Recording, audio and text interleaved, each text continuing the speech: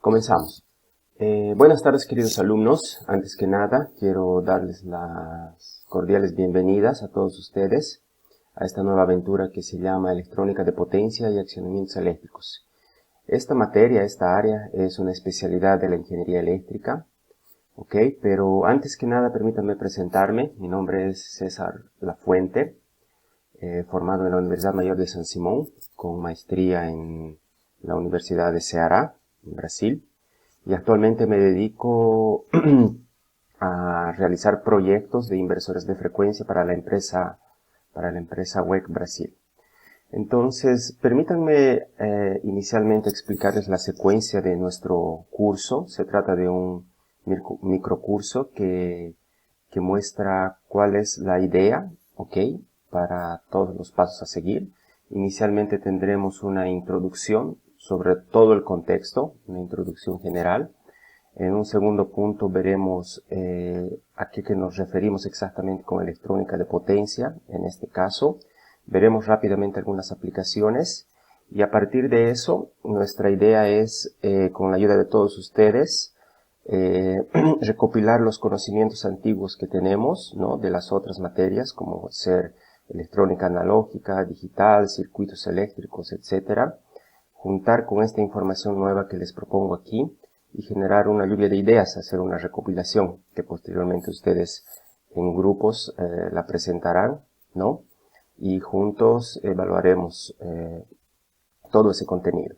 Posteriormente tendremos una autoevaluación, que vendrá de parte de ustedes. Ustedes deberán evaluar cómo aprendieron, cómo están asimilando y qué cosa podemos mejorar en nuestra dinámica de enseñanza-aprendizaje, donde ustedes tienen ahora un papel mucho más importante. Y finalmente realizaremos una síntesis y cierre de nuestra clase para que quede todo claro y resumido. Perfecto. Entonces, sin más, comenzamos. La electrónica de potencia, existe históricamente una necesidad grande por controlar máquinas eléctricas girantes y procesos industriales de manera eficiente y precisa. Por esto es que los variadores de frecuencia y otros tipos de equipos son necesarios e imprescindibles en nuestro medio. Entonces, ¿de dónde nace eso? Inicialmente tenemos pequeñas necesidades. Cualquier máquina manual, ¿no?, puede transformarse en una máquina. Permítame ajustar un poco aquí.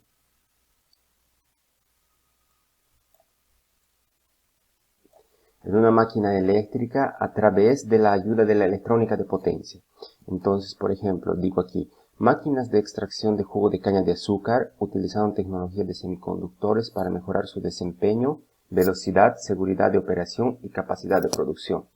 Entonces, cualquier tipo de maquinaria puede se tornar más eficiente, y precisa a través de la utilización de la electrónica de potencia.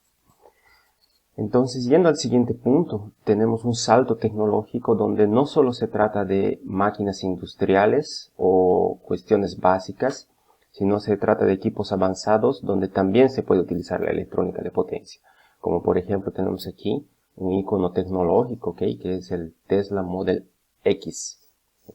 Claro que existen muchos modelos ahora, los chinos están dando pasos gigantes en esta área, pero imagínense poder utilizar nuestros conocimientos para construir este tipo de artefactos.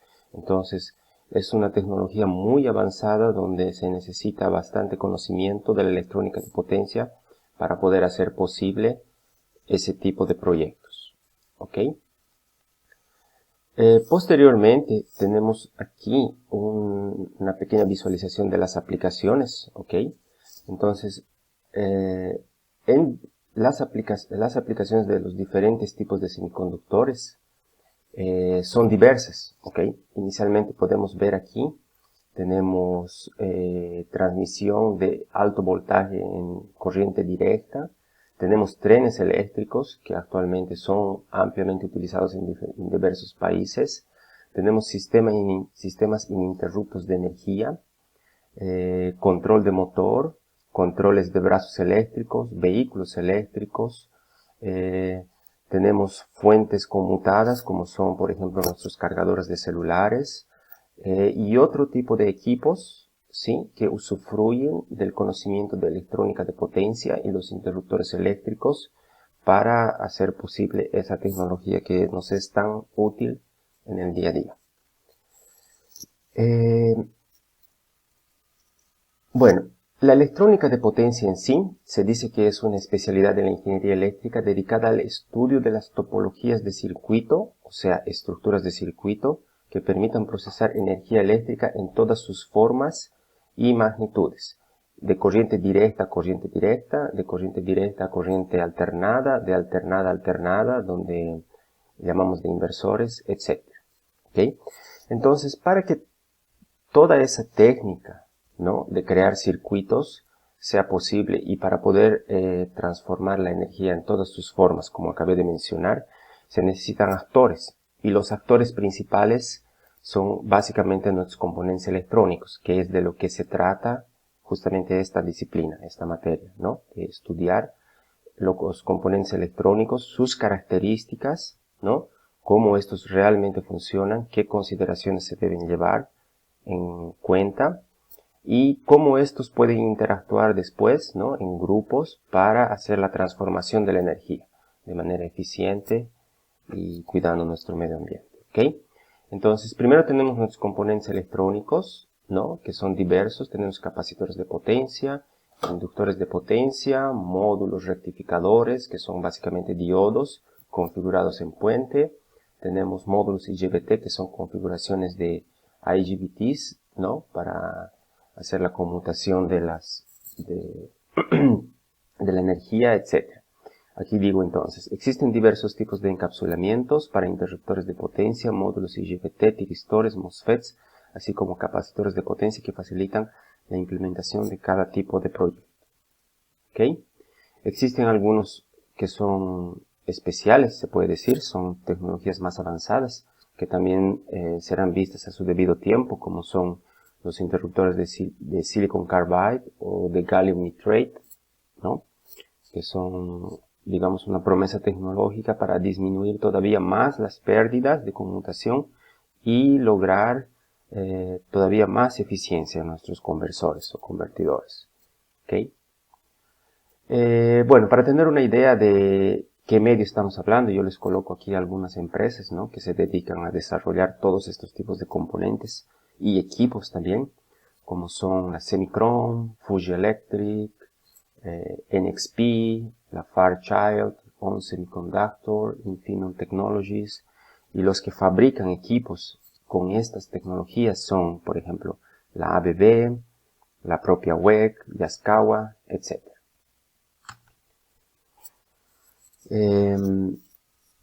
Permítanme hacer una pausa aquí para poder explicarles un poco mejor la cuestión de los componentes electrónicos. ¿Okay? Entonces, para eso vamos a hacer uso de nuestra pizarra virtual con ayuda de la pizarrita física que yo tengo aquí, que es la Wacom en tubos, donde podemos explicar mucho mejor y explayarnos, y ustedes pueden interactuar también para entender ahora de qué estamos hablando cuando decimos componentes pasivos de potencia, en este caso capacitores de potencia.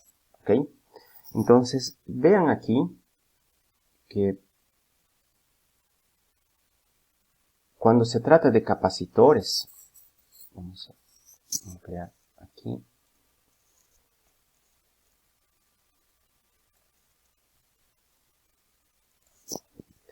Cuando hablamos de capacitores, la verdad existe un universo de capacitores, ¿no? Vean aquí, capacitores electrolíticos, desde tamaños que van de menos de 1 centímetro hasta, qué sé yo, hasta capacitores que tienen dimensiones mucho más grandes. Entonces, cuando se trata de procesar grandes cantidades de energía, debemos obligatoriamente utilizar capacitores grandes, como por ejemplo ese que yo muestro aquí. ¿Okay? Entonces, estos capacitores aguantan tensiones elevadas. Por ejemplo, podemos ver aquí un capacitor utilizado en electrónica de potencia. Es uno de 220 microfaradios, 200 volts. Existen contenciones mayores, ¿ok? Que resisten esa tensión, y capacitancias mayores también. De cualquier manera, estos capacitores se pueden configurar, ¿no? Otra tendencia actual que aumenta la vida útil de los capacitores son los capacitores plásticos, ¿ok? Entonces aquí tenemos los electrolíticos.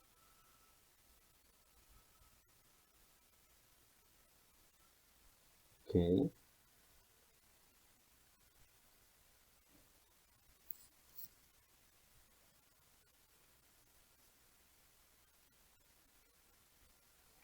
Y tenemos los capacitores plásticos, que también sirven para procesar energía de la misma manera. Entonces, estos capacitores tienen mucho menos capacitancia que los capacitores plásticos aquí mencionados. Los capacitores plásticos normalmente se caracterizan por tener alrededor de 12 microfarads, 24 microfarads para las mismas tensiones. Pero la diferencia está en que su temperatura de trabajo, vamos a resaltar aquí, ustedes pueden ver que aquí la temperatura es de 85 grados centígrados, ¿ok? Y nuestros conversores o equipos electrónicos normalmente operan a temperaturas elevadas. Entonces, esto hace que si trabajamos cerca de estos 85 grados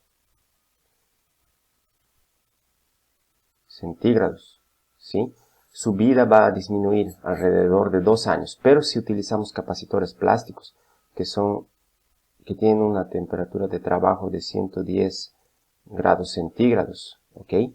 Entonces significa que la vida útil llega a los aproximadamente 4 años.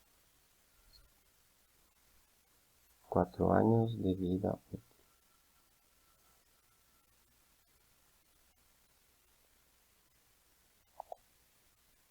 Ok, les comento todo esto nada más para posicionarlos, ¿no? En el sentido de que existe una diversidad de componentes, y cada componente, a diferencia de lo que pienso que la mayoría ya conocen, ¿no? El símbolo de un capacitor, ¿no?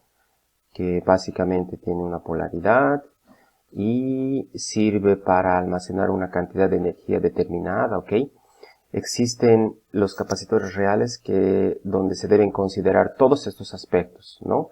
La vida útil, la tensión máxima, inclusive existen otros parámetros que nosotros sabemos que deben ser tomados en consideración, que son los famosos RSE, resistencia serie equivalente, que significa que un capacitor no es nada más un capacitor, ¿no? Sino está acompañado de una resistencia que va a generar pérdidas y en consecuencia desgaste, etc. ¿Ok? Entonces, bueno, básicamente tenemos eso con uno de los componentes pasivos. El segundo componente pasivo ampliamente utilizado es el inductor de potencia. Veamos aquí algunas características sobre el inductor de potencia. Entonces, este de aquí es un inductor toroidal, ¿ok? Por su forma geométrica.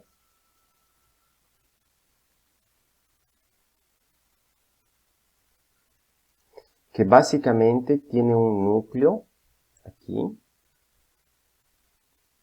tiene un núcleo de ferrosilicio, ¿ok? Entonces, aquí en este segundo se puede ver también que el núcleo es externo. En este caso no se puede porque el núcleo es interno. Entonces, este núcleo sabemos que tiene la función de servir de medio de circulación de los campos electromagnéticos, ¿ok? Entonces, aquí internamente posee un núcleo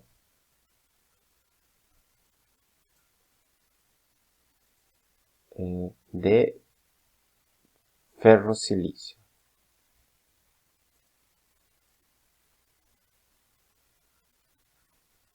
¿Ok?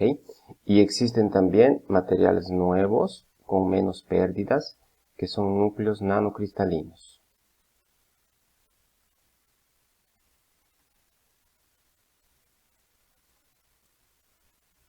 Entonces, a diferencia de los capacitores, nuestros inductores almacenan energía en forma de corriente, ¿ok? Entonces, esto nos sirve de la misma manera para que en nuestros equipos convertidores podamos realizar transferencias de energía, ¿ok? de un lugar a otro. Y bueno, y básicamente a eso nos referimos cuando hablamos de componentes pasivos, ¿no? Los pasivos llegarían a ser entonces los inductores y los capacitores. ¿Ok? Adicionalmente quiero mostrarles, la verdad nada más introducirlos a lo que serían los interruptores de potencia que corresponderían a los componentes activos. ¿Ok? Aquí les dejo algunos ejemplos. Tenemos, por ejemplo, un módulo rectificador, que es este aquí, viene en esa presentación, que son nada más la unión de 4 diodos de potencia conectados en puente para poder hacer la rectificación y luego para ser aprovechada esta energía probablemente por otras llaves, ¿no? Controladas, etc. Tenemos otro actor principal que sería el MOSFET de potencia, que es este aquí, normalmente en esa presentación, un TO260. Y tenemos una tercera que llegaría a ser este aquí, es un módulo IGBT, donde claramente se puede ver aquí internamente las conexiones, del silicio, y tenemos también cada una de las etapas del wafer donde se hace el procesamiento de la energía. Entonces, volviendo a nuestra página principal, diríamos que esa es una introducción general de todo lo que se refiere al contenido que será aplicado en esta materia.